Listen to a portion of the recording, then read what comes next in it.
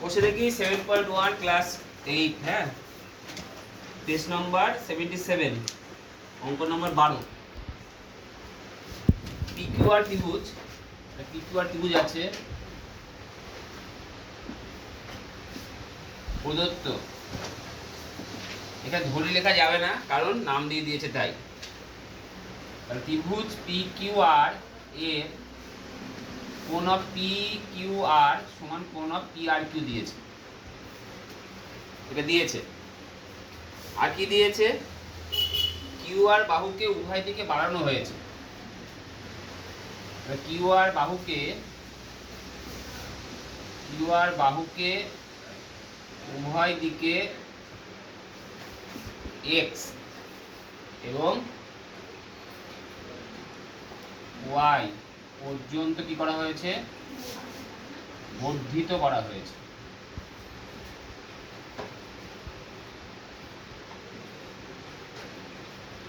বর্ধিত করা হলে এর ফলে যে বহিস্থ কোণ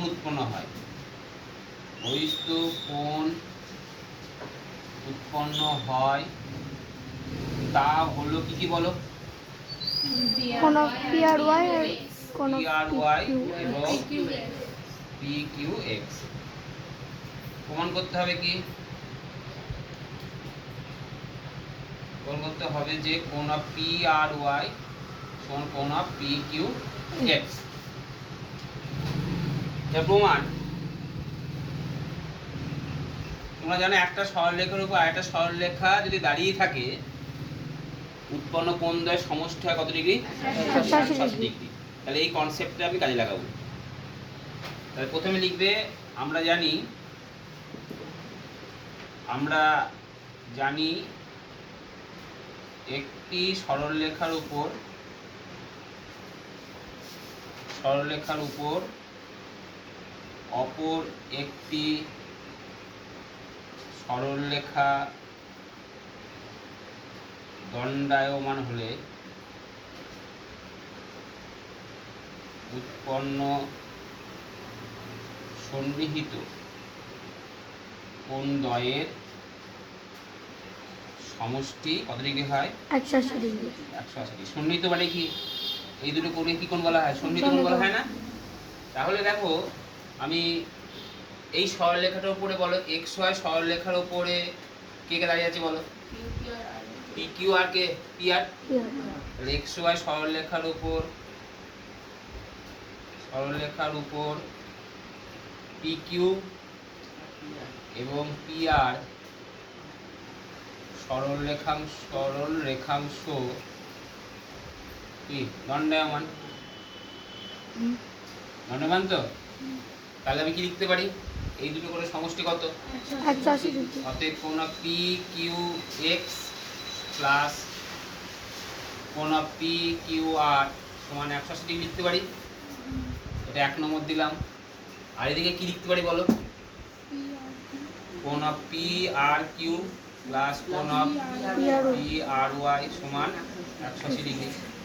এবার আমি কি করব? 1 আর 2 তুলনা করব, ঠিক আছে?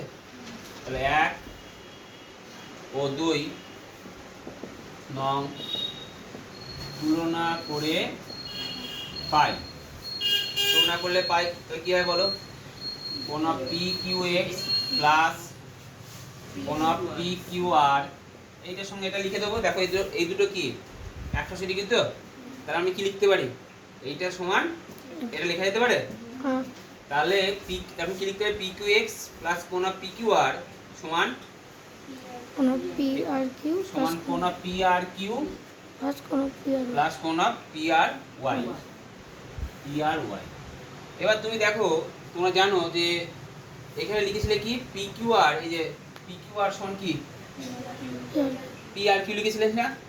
তাহলে আমি PQR এর জায়গায় কি লিখতে পারি? PRQ লিখতে পারি। তাহলে কি লিখবো এখানে? কোণ PQX প্লাস কোণ PRQ সমান কোণ PRQ প্লাস কোণ PRY লেখা যেতে পারে, হ্যাঁ? তাহলে PRQ কি হয়ে গেল? কেটে গেল, বাদ চলে গেল। থাকলো কি পড়ে বলো?